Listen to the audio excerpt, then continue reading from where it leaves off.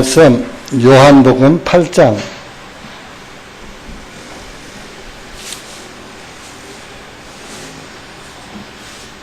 요한복음 8장 1절에서 11절까지 다 같이 읽겠습니다. 시작. 예수님께서 올리브 산으로 가시니라.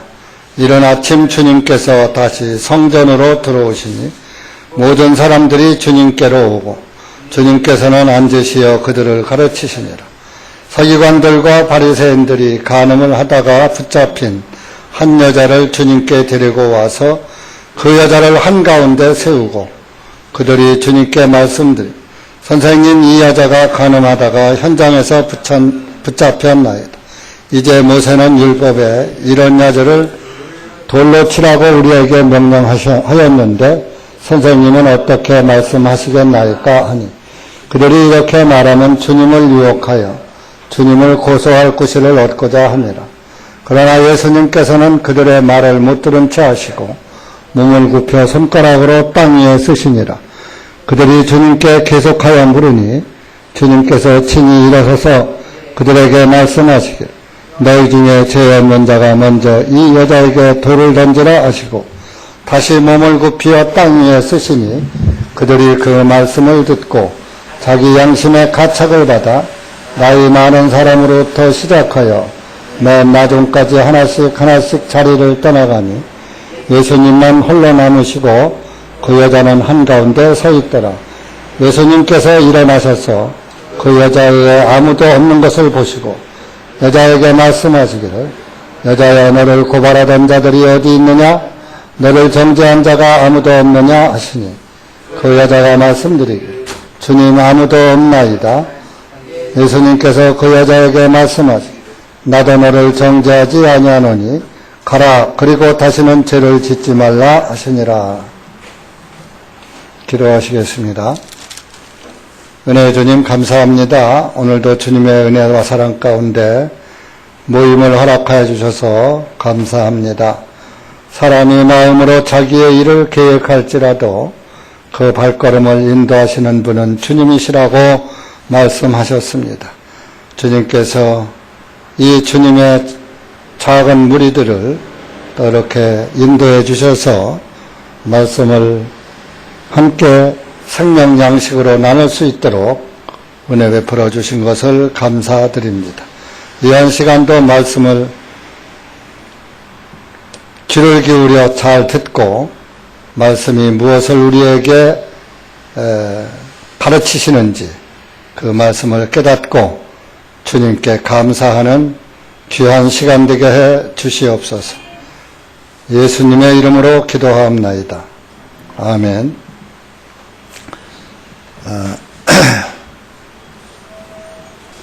요한복음 8장은 간음한 여인에 대한 그 이야기입니다.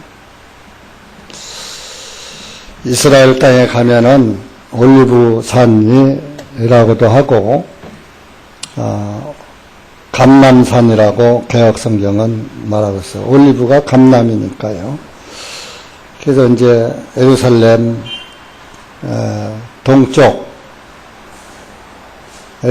동쪽에 있는 그런 산입니다. 거기서 이제 올리브산에서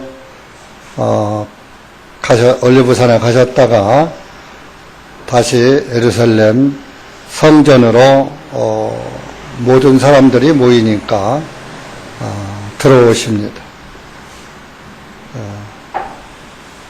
그래서 이제 예수님께서 그 모든 사람들 앞에 앉아서 가르치시니라.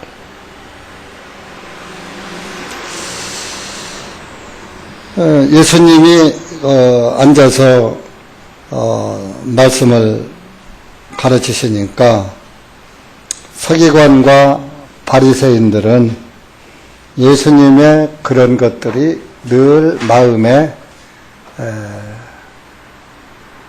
맞지 않았어요. 그런데 때마침 간음하다가 붙잡힌 한 여자를 예수님 앞으로 데리고 왔어요. 이스라엘 율법은 간음하다가 현장에서 잡히면 돌로 쳐서 죽이는 그런 율법이 있었어요. 율법엔 간음하면 돌로 쳐 죽이라고 그랬어요. 대신 이제 증인이 있어야 되겠죠. 증인. 우리 레위기 20장 한번 가보세요. 하나님의 율법이 무엇이라고 말하고 있는가. 레위기 20장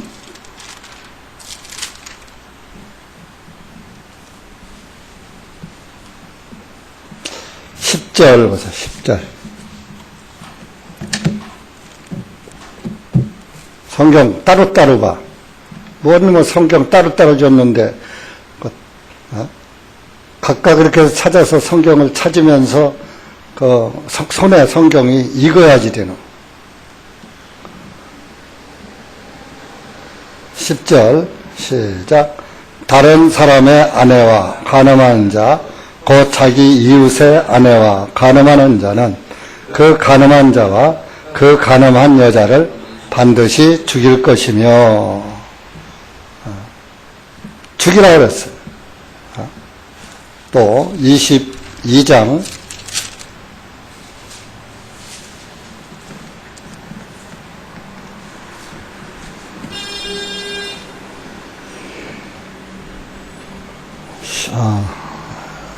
10년기 22장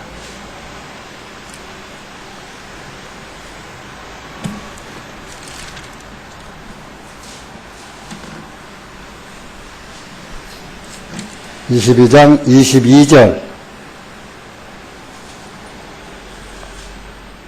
시작. 만일 어떤 남자가 남편과 결혼한 여자와 함께 누운 것이 발견되면 그들을 둘 다 죽일지니 즉 그 여자와 함께 누운 남자와 그 여자니라. 이와 같이 하여 너는 이스라엘로부터 악을 제거할지니라. 간음하다가 잡히면 죽여야지 돼요. 그래서 이 요한복음 8장의 4절에서 가보면 그들이 이 간음하다가 붙잡힌 여자를 데려왔어요. 4절에 보면 이 여자가 간음하다가 현장에서 붙잡혔나이다. 이제 모세는 율법에 이런 여자를 돌로 치라고 우리에게 명령하였는데 선생님은 어떻게 말씀하시겠나이까 하니 예수님에게 물은 거예요. 모세의 율법에 이런 간음하다가 현장에서 잡힌 여자는 돌로 쳐 죽이라고 했는데 선생님은 하나님의 아들이라고 하면서 지금 와서 우리를 가르치려고 하는데 이런 여자를 어떻게 할 겁니까? 그 이제 율법에 현장에서 잡힌 여자를 여기 데려왔잖아요. 근데 이제 율법에는 반드시 간음하다가 잡힌 여자도 남자도 증인이 있어야 해요. 이제 두 증인이 있어야지 돼요. 신명기 19장 한 번 더 찾아봐요.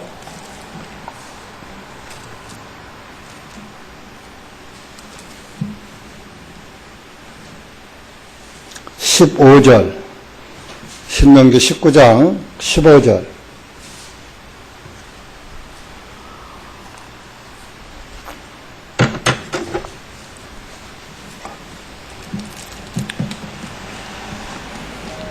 시작. 어떤 사람이 지은 어떤 죄에 있어서도 그 죄악이나 죄에 대하여 한 사람의 증인만 일어서지 말 것이요 두 증인의 입이나 세 증인의 입으로 그 문제를 확정할지니라. 그러니까 한 사람의 증인은 안 되는 거예요. 왜? 그 사람이 감정으로 그 사람에 대한 나쁜 감정이 있었어요. 그런 사람을 갖다가 모함할 수가 있거든. 근데 두 사람이면 그 사람까지 포섭을 해야지 되는데, 또 율법에는 거짓 증거하지 말라 그랬거든요. 그러니까 내가 하고 싶어도 옆에 다른 사람의 거짓 증언하지 말라. 그랬으니까 거짓으로 증인을 쓰지 말라. 그랬으니까 그것도 하나님의 말씀을 범하는 거잖아요. 그러니까 둘이나 셋이 있으면 그 두세 사람의 증인으로 두 사람이 받고 세 사람이 봐야 보고서 그 사람 증인들이 먼저 증인을 쓰는 거예요. 요즘도 법정에 가면은 그 시시비비를 가릴 때 증인이 있어야지요. 그러니까 증인은 선서를 합니다. 거짓 증언을 하면은 당신이 벌을 받는다. 법의 심판을 받는다. 그래서 양심적으로 정직하게 솔직하게 증언을 하라 해서 증인 선서를 합니다. 그래서 그러듯이 이렇게 증인이 있어야 죽이는 거예요. 증인이 없으면 못 죽여요.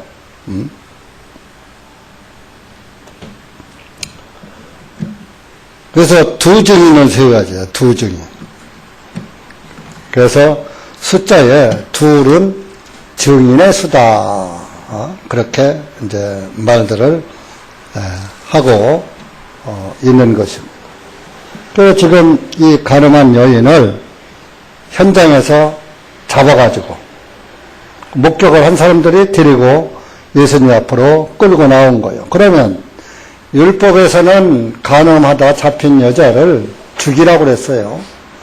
그 하나님의 말씀이에요. 모세에게 명령하신 거랍니다. 그런데 모세에게 명령해서 이스라엘 사람들이 계속해서 지켜오던 것인데, 예수님은 하나님의 아들이고 하나님이 보내셨다고 하면서, 하나님이 자기를 보내서 왔다고 하면서 하나님의 말씀을 거역하면 되어야 안 돼요. 안 되잖아요. 그러니까 이제 그러면서 예수님은 나는 세상을 정죄하러 온 것이 아니라 구원하러 왔다. 이런 말씀을 늘 하셨단 말이에요. 그러니까 이걸 간음죄에 해당해서 죽이면 율법엔 오르나 내가 세상을 정죄하러 온 것이 아니라 세상을 구원하러 왔다고 늘 말씀을 하시다가 여기서 그냥 간음한 여인을 무죄 석방하면은 하나님의 율법을 어기는 것이 되는 것이고 명령을 거스르는 것이 되고 그냥 놔주면은 명령을 거스르는 게 되죠. 만약에 죽이면은 율법에 따라 죽이면은 자기가 한 말은 여태까지 허구잖아요. 헛소리잖아요. 나는 세상을 정죄하러 온 것이 아니라 구원하러 왔다. 심판하러 온 것이 아니라 구원하러 왔다. 이렇게 말하더니 죄인을 보더니 그냥 죽여버리네. 죽이라고 하네. 그러면은 앞뒤가 안 맞잖아요. 요즘 앞뒤가 안 맞는 짓을 하는 사람들이 많죠. 여러분들도 금방 이 말하고 뒤에 가서 딴소리하고 그런 경우가 없다고 못 볼 겁니다. 그저 자기 마음이 조금 좋으면은 했다가 마음에 조금 틀어지면은 언제 그러느냐고 180도로 확 변해가지고 이중적인 잣대로 이중적인 성격으로 그런 사람들이 모든 사람들이 다 그렇지만 특별하게 그런 사람이 더 있죠. 사람은 죄를 안 짓고 살 수는 없지만, 그래도 자기가 한 말에 대해서는 책임을 짓는 그런 것이, 필요합니다. 가정에서도 그렇고, 사회에서도 그렇고, 직장에서도 그렇고, 자기가 한 말은 책임을 질 줄 알아야 하는 거예요. 책임 못 질 말은 사실 하질 말아야지 돼요. 특히 그리스도인들은. 여기서 한 말 다르고 저기서 한 말 다르면은 누가 그 사람 말 듣고서 구원받고 전도받겠어요? 저 사람 말은 사실이야. 저 사람은 헛소리를 하는 사람이 아니야. 저 사람은 헛짓하는 사람이 아니야. 이런 신뢰를 가지고 있어야 그런 신뢰성 있는 사람의 말을 듣고 전도도 되고 구원도 받고 하는 것입니다. 그렇다고 그런 사람, 인간이 죄를 안 짓고 산다는 법은 아니에요. 그러나 좀 일반적인 사람의 눈에 거스르는 그런 행동은 않는 것이 좋다 하는 걸 말하는 것. 그럼 예수님은 진퇴양난이잖아요. 놔주지도 못하고, 우리 사람의 생각을 하잖아. 놔주면은 하나님의 명령을 어기는 것이고, 죽이면은 자기가 지금까지 해온 말을 뒤잡는 것이고, 그래서 이 정치를 하는 사람이나 전도를 하는 사람들은 자기가 한 말을 책임져야지 돼요. 특히 그리스도인들은. 그 6절에, 본문 6절에 보면은 그들이 이렇게 말한 것은 주님을 유혹하여 주님을 고소할 구실을 얻고자 함이라. 예수님의 입장이 곤란하잖아요. 그래서 예수님께서는 그들의 말을 못 들은 채 하시고 몸을 굽혀 손가락으로 땅 위에 쓰시니라 그랬어요.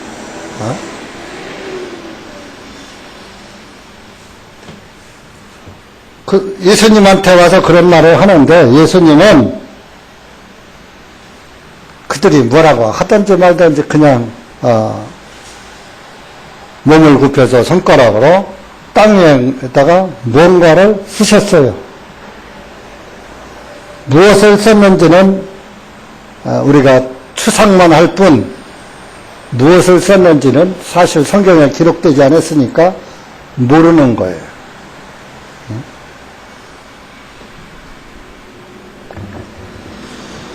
근데 이 땅은 죄를 범한 자들, 우리 가는 것이 땅이죠. 땅은 저주받은, 아담 때부터 땅은 저주를 받았잖아요. 그래서 저주받은 죄인들이 땅 속으로 가는 거예요. 사악한 자들의 이름은 땅이 기억하고 그들을 취하여 가리라. 자, 모든 사람은 다 땅으로 가죠. 왜 땅으로 갑니까? 죄 때문에 죽는 것이니까.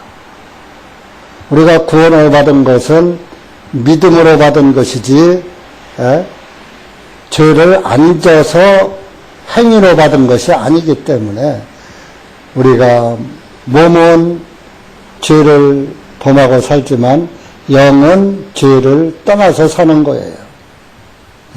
그래서 우리 육신이 다 흙으로 가는 거예요. 너는 흙이니 흙으로 돌아가라. 그래서 이제 어떤 선대 그리스도인들은 사악한 자들의 이름을 땅이 기억하고 그들을 취하여 가리라 하는 말을 썼다고 추론을 하고 있습니다. 그 예수님 못 들은 척하고 이렇게 뭔가 쓰고 있으니까 7절에 예수님을 재촉해서 계속 묻는 거예요. 주님 같으면 이거 어떻게 해야 됩니까? 이 가늠한 여인을 죽여야 됩니까? 놔줘야 됩니까? 예수님이 죽이라고도 못하고 놔주라고도 못하고 완전 코너에 몰렸잖아요. 이걸 진퇴양난이라고 그래요. 나가지도 못하고 물러가지도 못하는 두 가지의 어려움이다. 그런 진퇴양난이다. 그래서 예수님이 뻘떡 일어서더니 너희 중에 7절에 너희 중에 죄 없는 자가 먼저 이 여자에게 돌을 던지라 하시고, 원래 돌은 죄인이 제일 먼저 던지게 돼 있어요. 이제 가늠하다가 잡혀왔잖아요. 가운데 세우고 삥 둘러섭니다. 돌들을 양손에 들고. 그러면 누가 먼저 그 가늠한 여인에게 돌을 던지느냐? 증인 두 사람이 있잖아요. 세 사람이 있잖아요. 이 사람들이 먼저 내가 죄인이니까 이건 확실한 죄인이야 해서 죽어야지 돼 하고 돌을 던지는 겁니다. 그래서 증인이 먼저 던지는 거예요. 신명기 17장 한 번 더 찾아보세요.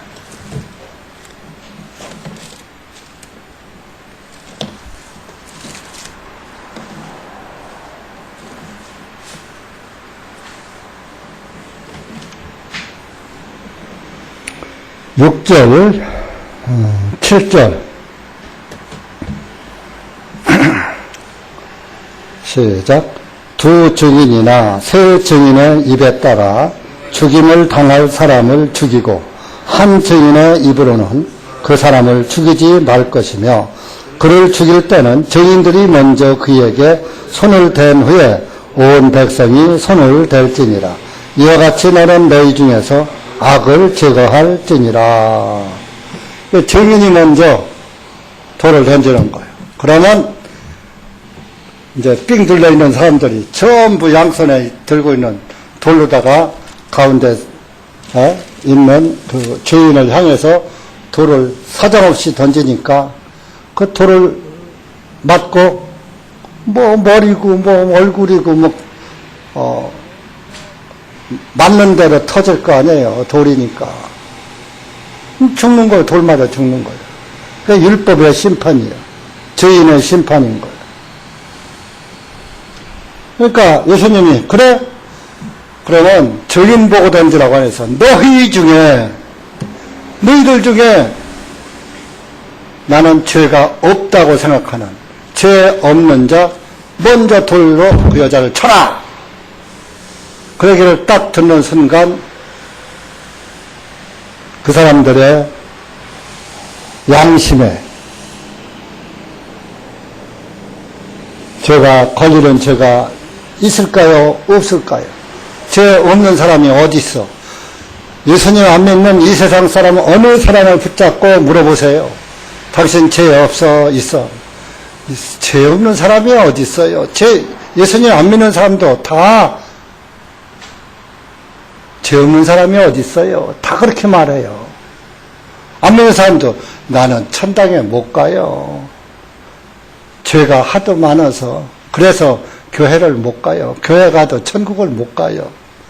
자기 생각으로 자기가 자기를 정죄하는 거예요. 근데 그 죄가 많은 사람이 오는 곳이 바로 교회당이라고요. 이 교회당은 죄 많은 사람들의 집합소요. 죄 많은 사람들이 와서 죄 용서함을 받으면 되는 거예요. 근데 그들이 죄 사함에 그 용서 받는 법이 어떻다는 것을 모르기 때문에 못 오는 거예요. 저로 안에 어떤 분도 그러더라고요. 저는 교회를 못 가요. 왜요? 죄가 많아서요. 내가 이렇게 죄가 많은데 교회 간다고 천국 가겠어요? 아예 포기한 거예요. 저도 옛날에 교회 안 다닐 때, 기독교를 싫어할 때, 절에 다닐 때, 불교의 율법으로, 불교법으로 보니까 극락에 못 가겠더라고요. 그래서 죽으면은 극락은 못 가고 지옥 갈 거니까, 그쵸. 이 생에서라도 재밌게 살아보자. 어차피 죽으면 지옥 갈 거니까. 왜? 내가 죄를 많이 졌으니까. 자포자기 한 적이 있어요. 젊었을 때. 예수님 안 믿을 때. 그런데 교회당에 딱 오니까 나 같은 죄인도 천국을 갈 수 있다네? 이야, 이거 뭐야? 그래서 열심히 믿은 거예요. 그러니까 열심히 믿었는데 처음에는 천국이 보여요. 아, 예수 믿기만 하면 천국 간다니까. 그래, 나 예수 믿으러 왔으니까 천국 가겠지 했는데 이제 세월이 가다 보니까 천국이 이제 안 보여.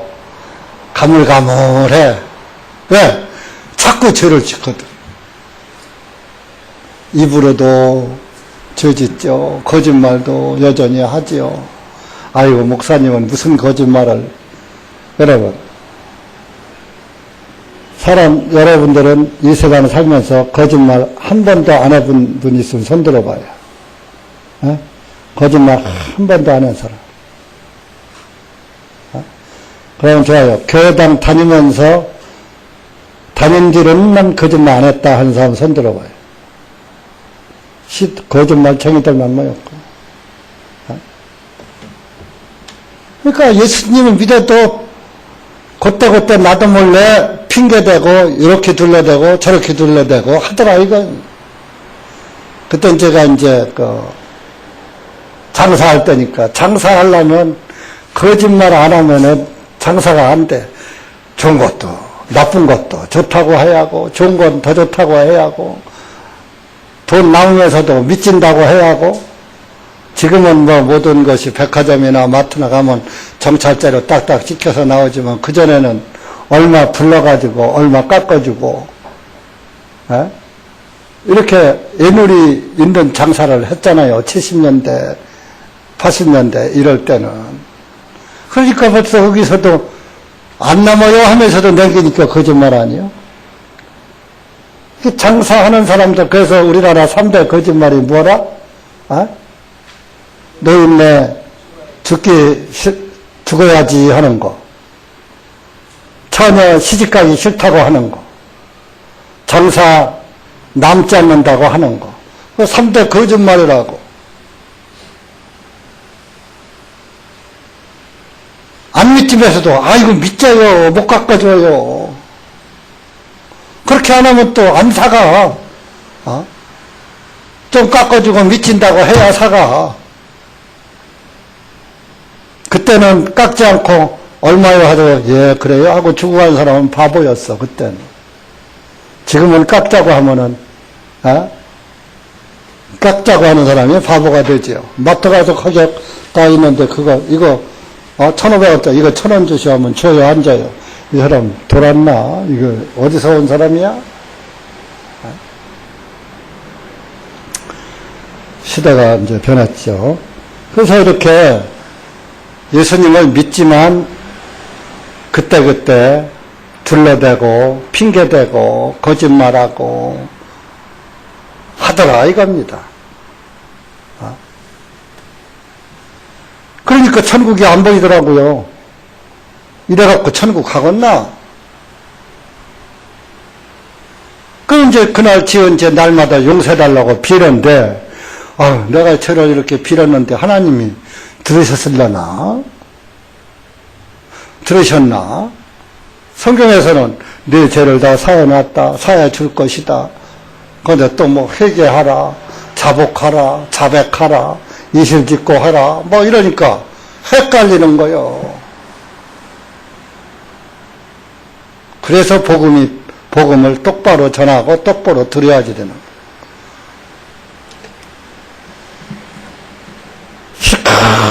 밤새 빌었으니까 내가 이렇게 밤새 빌었으니까 하나님이 용서해 주셨겠지 하고 그만 빌고 하나님 안녕히 계시오 하고 예배당 나오고 새벽기도 하고 나오고 철야기도 하고 나오고 교회당 문 열고 들어가면서 하나님 저 왔어요 하며 들어가고 나오면서 하나님 저 가요 그러면 나오고 그랬다니까요. 하나님이 교회당 안에만 계신 걸로 알고.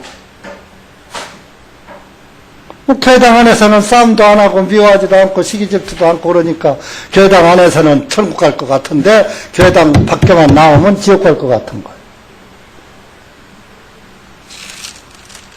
그게 완전한 복음이 아니었기 때문에 그런 거예요. 또 너희 중에 죄 없는 자 돌로 쳐라. 자기 양심에 죄 없는 자가 어디 있어? 양심에 다. 내가 간음죄는 범하지 않았지만 거짓말 했네? 누구 시기했네? 질투했네? 미워했네? 이런 그 양심에 걸리는 죄가 하나씩은 다 있더라 이겁니다. 자, 우리 마태복음 5장 한번 찾아보세요. 예수님이 하신 말씀이에요. 우리 인간은 이런 죄가 다 있어요.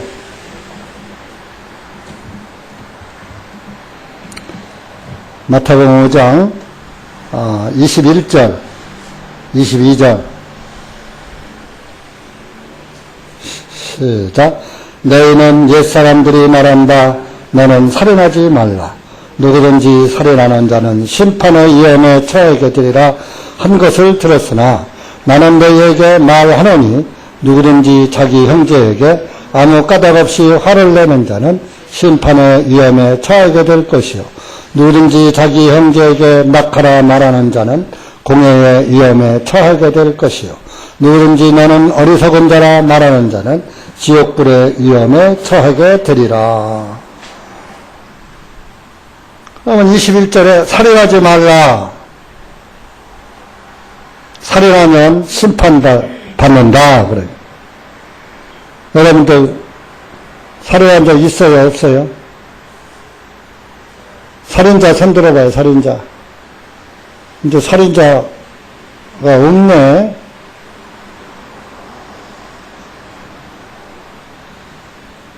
그러면 여기 접어놓고 요한 1서 3장 찾아보세요.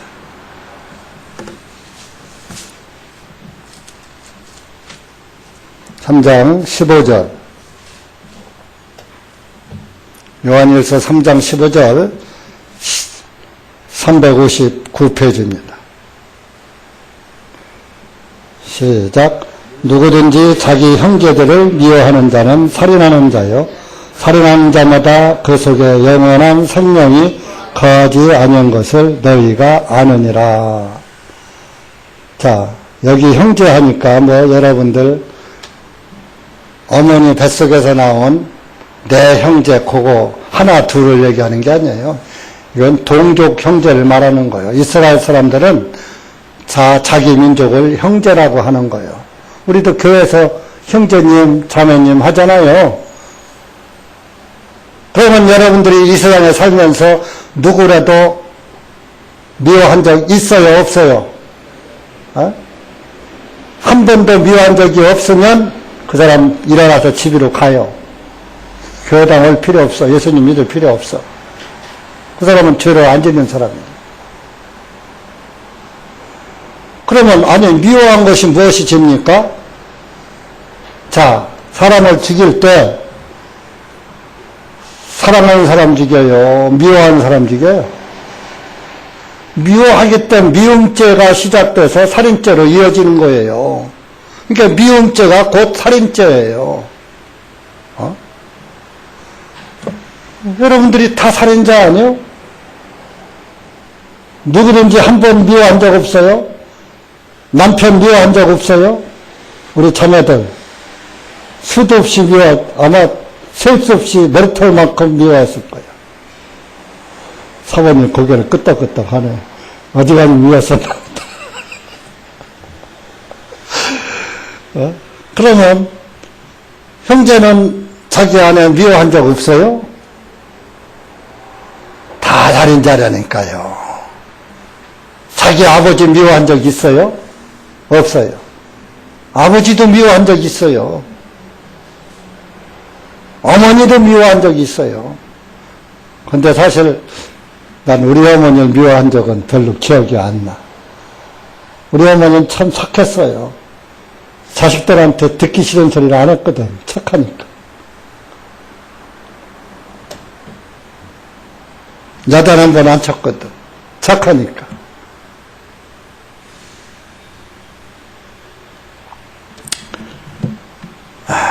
근데 이제 착해도 그 속에 시기 질투는 있었겠죠?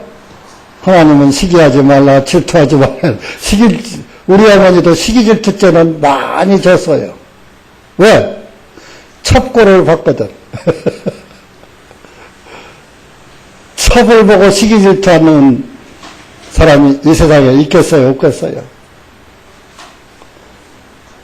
그 속담에 그런 말이 있어요. 부처도 씨앗을 보고서는 돌아앉는다. 씨앗이 그게 뭐요? 그 첩을 가리켜서 씨앗이라고 그랬어. 시골에. 그 절에 있는 부처도 그 만들어 놓은 불상도 그 첩 앞에서는 돌아앉는다는 거야. 그만큼 첩은 큰 부인이 싫어한다. 근데 큰 부인만 싫어하는 게 아니라 첩살이는 주변 사람들도 다 욕해요. 그러니까 이렇게 마태복음 5장으로 다시 한번 가봐요. 우리 인간이 죄를 안 짓고 살 수가 없는 거요. 형제에게 까닭 없이 화내는 자. 어떤 때는 이유 없이 미울 때도 있어요. 또 형제에게 욕해요. 나카라가 욕이란 말, 히브리인의 욕설이다. 이스라엘 사람들은 욕을 나카라, 욕이 나카라예요. 우리나라 사람들은 뭔 새끼 하죠? 그런 게 다 심판이 지옥 심판 받는다는 얘기예요.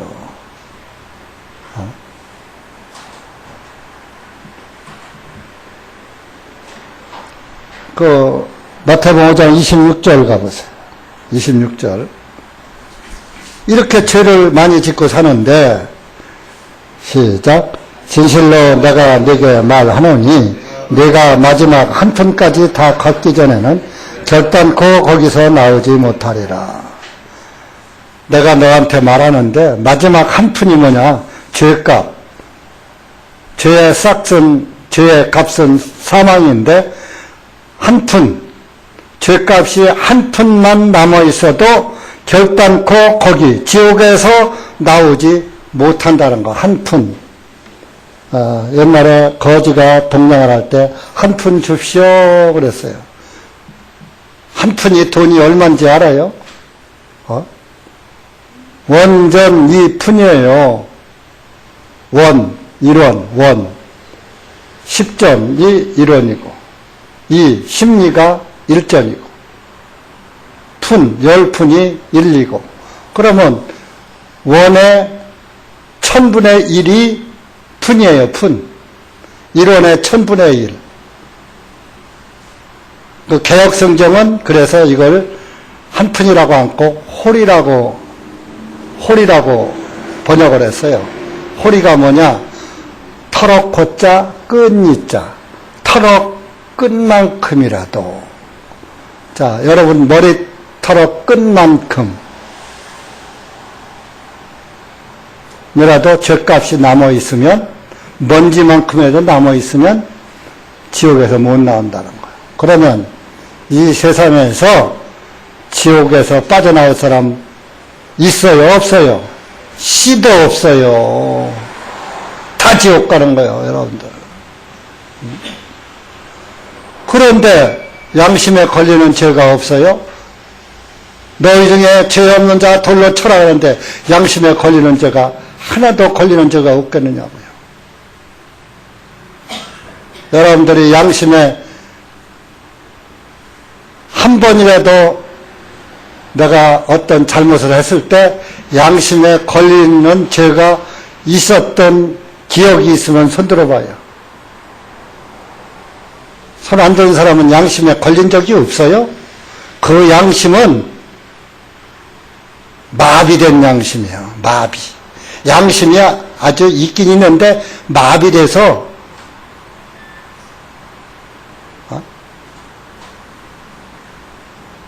다 손들어야지. 왜 손을 안 들어? 그 마비된 양심을 가져 있으니까 구원을 못 받는 거예요. 마비된 양심은 구원을 못 받아요. 그래서 성경에서 화인 맞은 양심이다 그래. 화인이 뭐요? 불화자 도장인자요. 철 도장을 불에다가 콱 달궈가지고 콱 살에다가 찍어버리는 거예요. 옛날 죄인들은. 철인을 이마에다가 찍으면은 평생 이마에 죄자가 새겨져 있는 거야. 너는 죄인이다. 이마를 가리고 살 수가 없잖아요. 얼굴인데.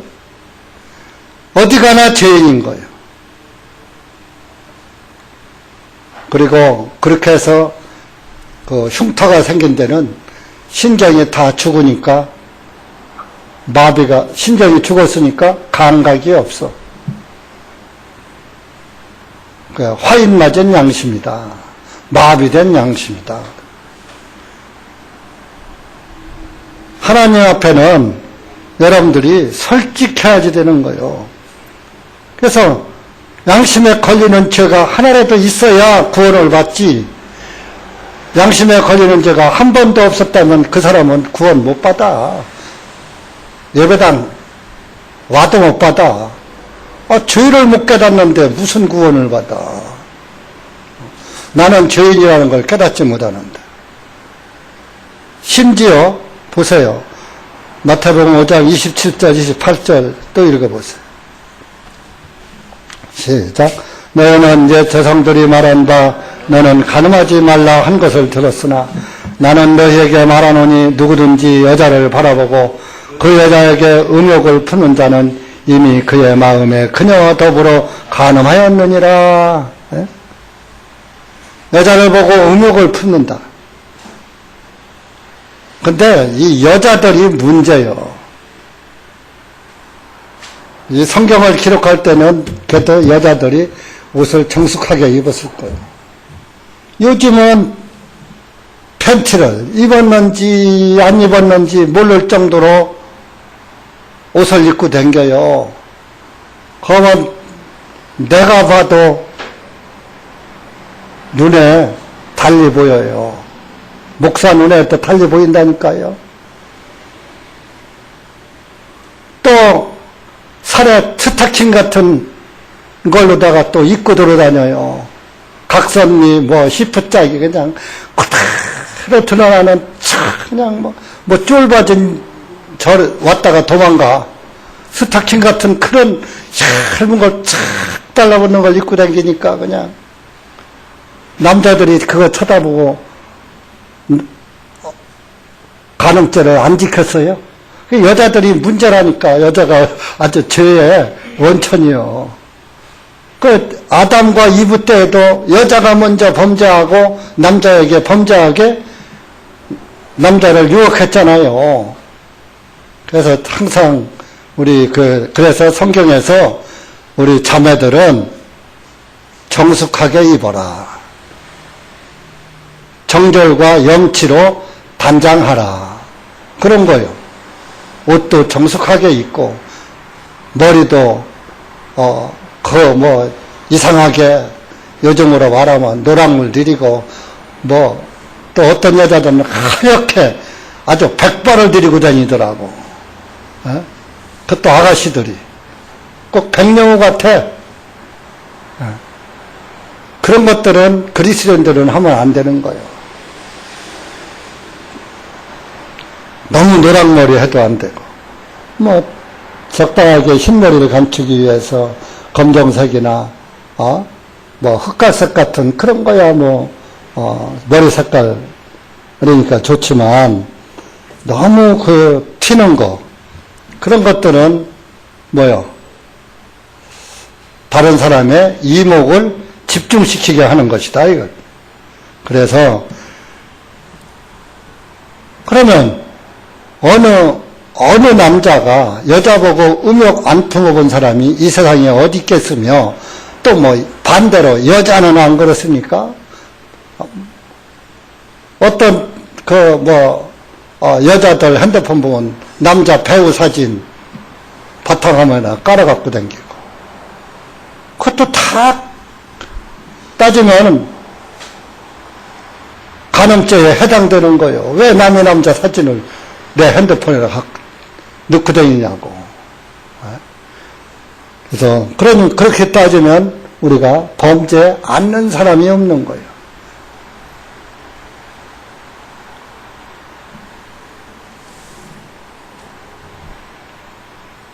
욕심도 죽을 때까지 욕심을 못 버리는 게 또 우리 인간이요. 남자고 여자고. 죽을 때까지 돈 싫어하는 사람이 없어. 죽을 때까지 돈을 쿵 가지고 죽는 게 인간이에요. 근데 가져가지도 못해, 결론은. 전부 탐욕. 그러니까 죄인, 모두가 다 죄인이라니까요. 하나님 보시기에. 이 가늠한 여인, 이 여인만 죽을 죄를 진 게 아니에요. 바로 저와 여러분이 가늠한 여인이에요. 아까 우리가 레위기나 신명기에 보니까 가늠한 남자나 여자를 다 죽이라고 그랬잖아요. 근데 여기는 남자가 안 나오잖아요. 바로 이 가늠한 여자는 저와 여러분을 의미하는 거예요. 저와 여러분이 가늠한 여인 같은 그런 죄인이다. 그래서 여기 남자가 안 나오는 거예요. 여자 혼자 가늠합니까? 분명히 남자도 같이 잡아왔어야지요. 율법대로라면. 남자 안 잡아왔잖아요. 이것은 이 가늠한 여인은 오늘날 교회를 상징하는 거예요. 저와 여러분도 이 가늠한 여인 같은 그런 죄인인데 하나님의 교회가 된 거예요. 이 교회는 어떤 면에서 죄인들이 모여서 의인된 것이 교회인 거예요. 그래서 많은 사람들이 양심의 가책만 받고 돌을 못 던졌어요. 양심의 가책이 있다. 나도 저 간음 안 했지만 다른 죄 있는데. 예수님은 간음죄라고 안 했거든. 너희 중에 죄 없는 자 먼저 돌로 쳐라. 죄 없는 자니까 간음죄 아니라 다른 죄라도 있으면 못 던지는 거예요. 다른 죄도 범하면 돌 맞아 죽거든. 율법을 범하면. 그러니까 돌을 못 던지는 거예요. 나도 죄가 있는데 못 던지고 던지려고 준비하고 있다가 양심에서 너도 죄인이잖아. 그러니까 못 던지고 딱 하늘 팔에 내려와서 돌멩이도 아마 살짝 놓고서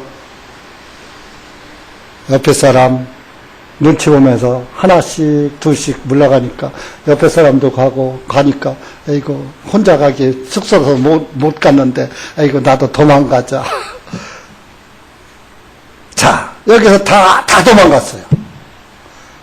나머지 도망간 사람은 가늠한 여인 하나만 남았어요. 자, 여기서 이 사람들이 도망을 가요. 가늠한 여인처럼 나도 죄인이로소이다 하고 엎드려야 이래요. 에? 여기서 돌을 놓고 도망간 사람은, 돌아서서 간 사람은 다 지옥 간 거요. 구원을 못 받는 거요. 아유, 저도 죄인입니다 하고 하나님 앞에 이실직고 하고 엎드려야지. 같이 저도 죽여주십시오. 저도 죽을 존재입니다. 엎드려야 하는데 다 갔어요. 오늘날 많은 사람들이 자기 죄를 고백할 줄은 모르고 예수님을 등지고 다 예수님을 떠나가는 모습이란 말이에요.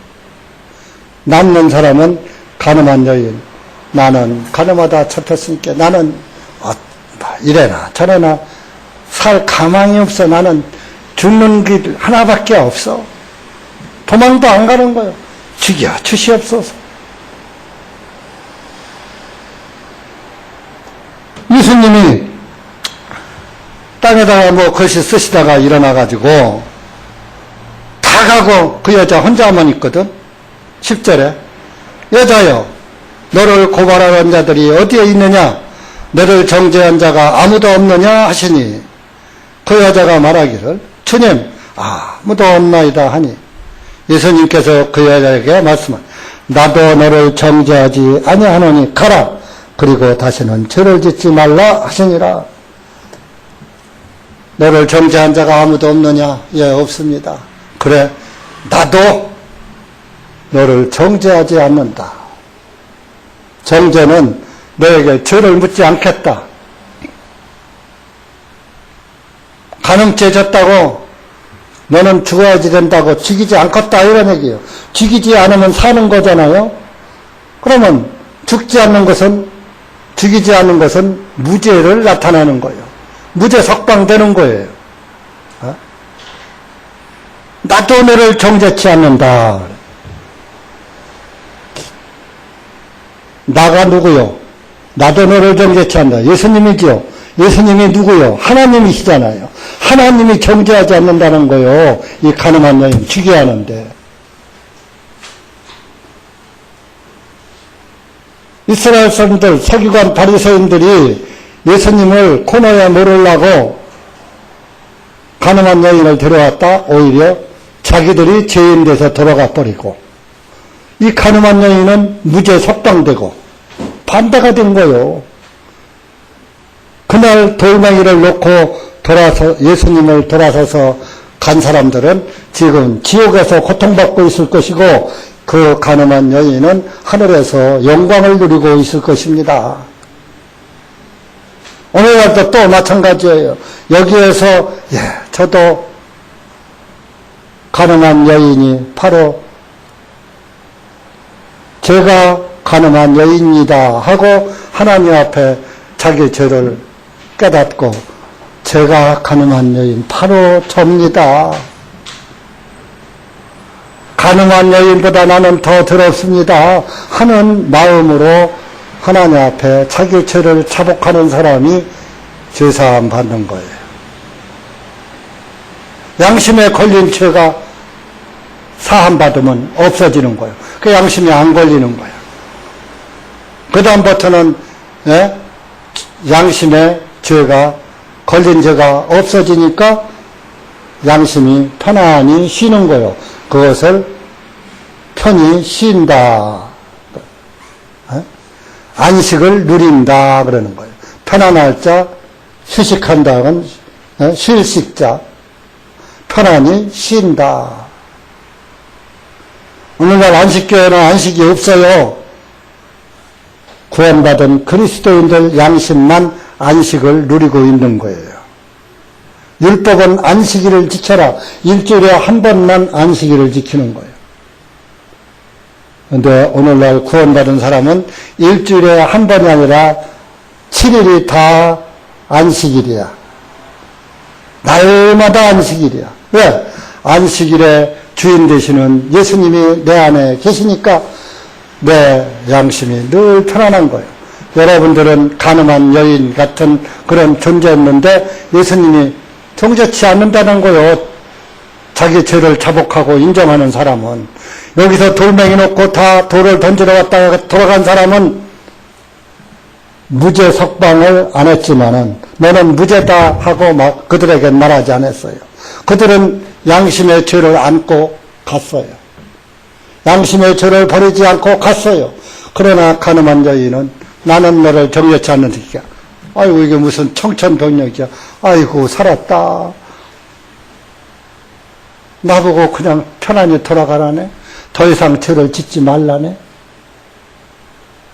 더 이상 죄를 짓지 말라는 건 여기 그때 당시는 예수님하고 같이 있었으니까 심판을 안 받아요. 그런데 이 여인이 만약에 떠나가서 다른 데 가서 또 가늠하다가 걸리면은 벌 맞아요? 안 맞아요? 또 맞죠. 그러니까 죽죠. 그러니까 야, 또 나가서 가늠하지 마. 그 얘기예요. 그러면 이 여인이 그렇게 죽을 뻔한 데서 살아났으면 또 가서 가늠할까요? 안 할까요? 않지요. 실제적으로 자기는 돌 맞아 죽을 수밖에 없었거든요. 100% 죽은 목숨이었었는데 예수님이 살려줬는데 예수님 없는 곳에 가서 또 간음하다가 걸리면은 100% 죽거든. 그러니까 무서워서도 해요, 못해요? 못하는 거요. 그러면 구원받은 사람도 사실은 예수님으로부터 구원받으면 범죄를 자주 하지 않는 거예요. 자, 구약 성경에도 우리의 죄를 하나님이 다 꼼짝 못하게 아예 그냥 자루 속에다가 넣어서 꼬매놨다고 써놨어요. 우리 죄를 갖다 자루에 넣어서 꼬매놨어. 봉해놨어. 욥기 14장 찾아보세요.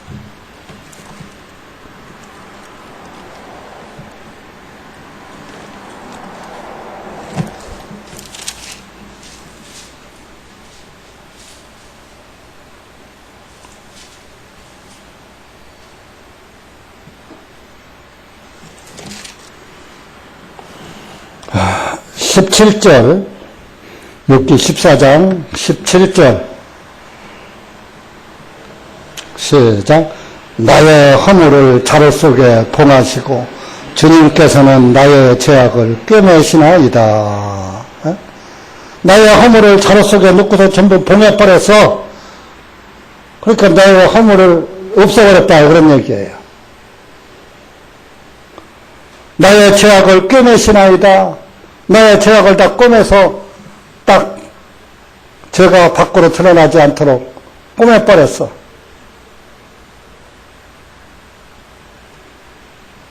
우리가 상처나서 살이 찢어져서 피가 나오면 그것을 병원 가서 꿰매면 피도 묻고 상처도 없어지잖아요.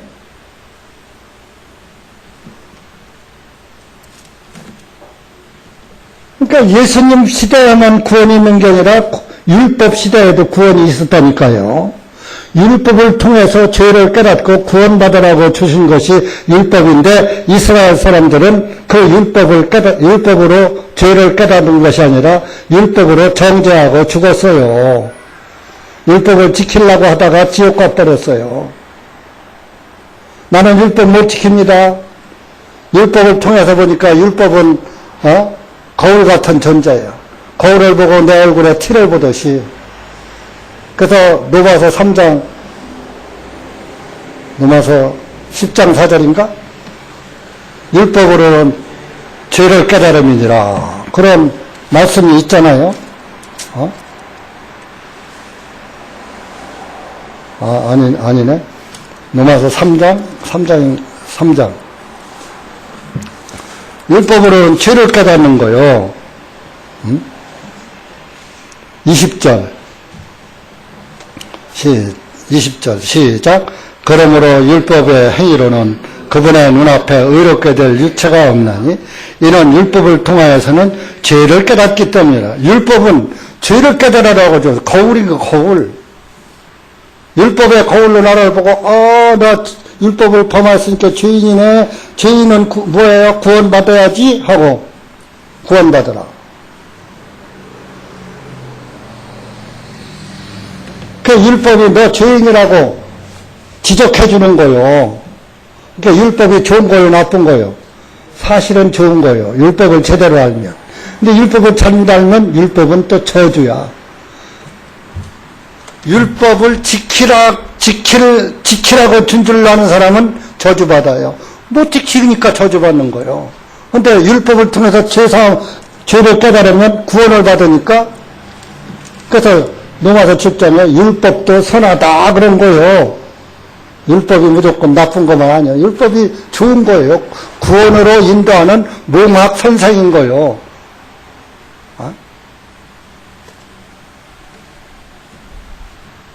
그래서 이제 율법을 지키라는 것은 이제 안 지켜도 돼. 예수님이 율법을 다 끝냈고, 율법이 정죄를 더 이상 율법이 너는 죄인이야 하고 율법이 말하는 그 정죄를 못하게끔 율법을 끝내버렸다. 그것이 로마서 10장 4절이요. 예수 그리스도는 율법의 마침이 되시니라. 찾아봐요. 10장 4절.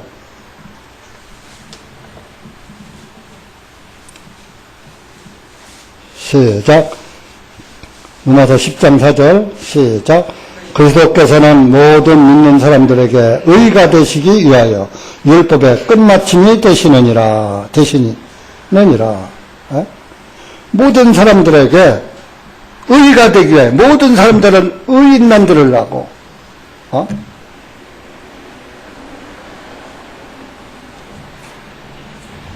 율법의 끝마침이 돼. 율법을 다 이루었다 이겁니다. 율법의 요구를 다 예수님이 성취시켰다 이겁니다. 그러니까 율법이 더 이상 우리한테 요구할 게 없어. 우리한테 요구하는 거를 예수님이 다 들어줘서 끝내버렸으니까. 여러분들 자녀에게 어떤 요구가 들어온 것을 엄마가 그 요구서에 맞는 것을 다 충족시켜줬어. 그러면 그 사랑하는 내 아들이나 딸이 그 요구를 들어줄 필요가 있어요, 없어요? 엄마나 아빠가 다 그 요구 통지서를 해당하는 걸 다 들어줬으니까 아들, 딸은 그 요구를 들어줄 필요가 없는 거예요. 저와 여러분에게 율법이 요구하는 것을 예수님이 다 들어주셨으니까 율법이 우리에게 요구할 것이 없는 거예요. 그러니까 율법이 없으니까 죄도 없는 거예요. 그 율법을 예수님이 지어버렸으니까. 우리들의 죄도 다 지어버렸다고 성경은 말하고 있잖아요. 한 군데만 더 하고 마칩시다. 골로새서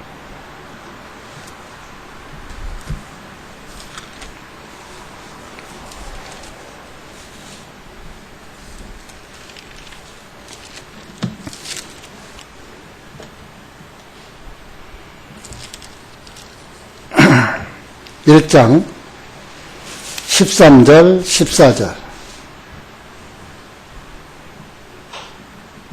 시작.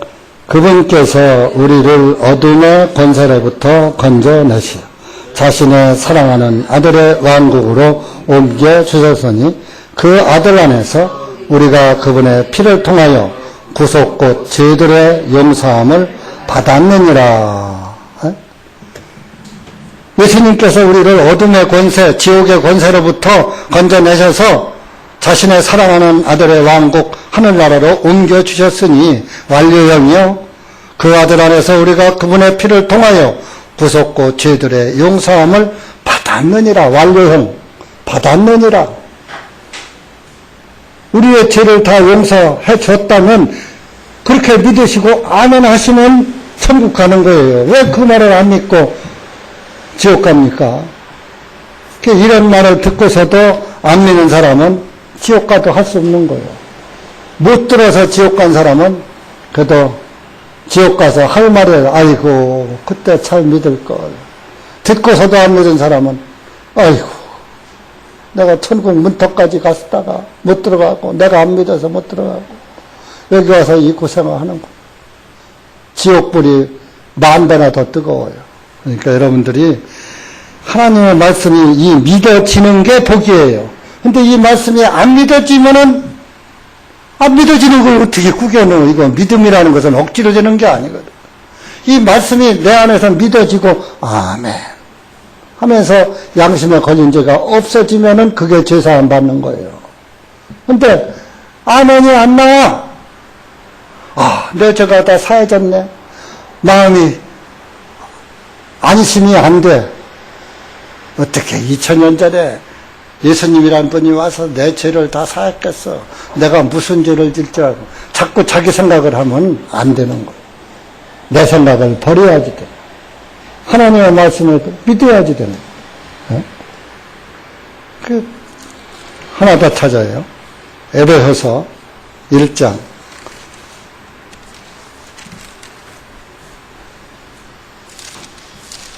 7절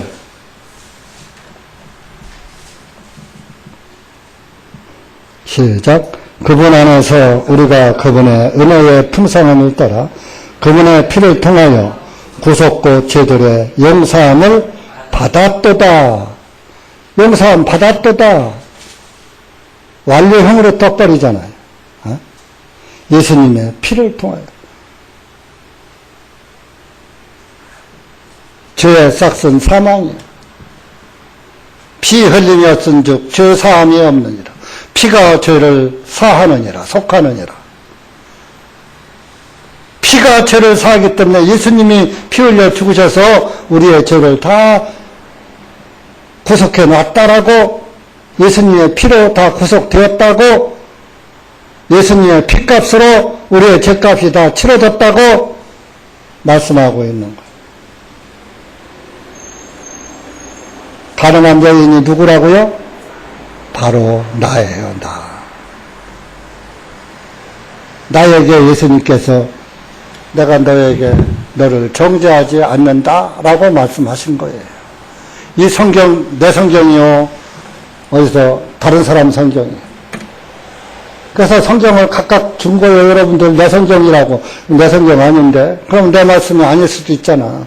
내 성경인데? 그러면 내 성경이니까 내 말씀이네? 그래서 각각 성경을 주는 거요. 하나님도 여러분들의 각각 양심을 주는 거요. 어?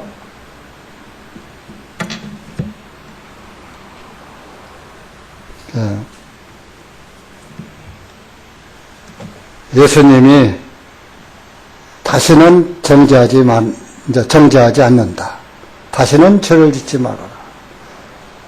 우리는 우리 안에 예수님이 함께 계셔요. 한 장 더, 로마서 8장 1절, 잘 아는 말씀이죠. 이것이 우리를 편안하게 만드는 말씀이에요. 8장 1절, 2절. 시작.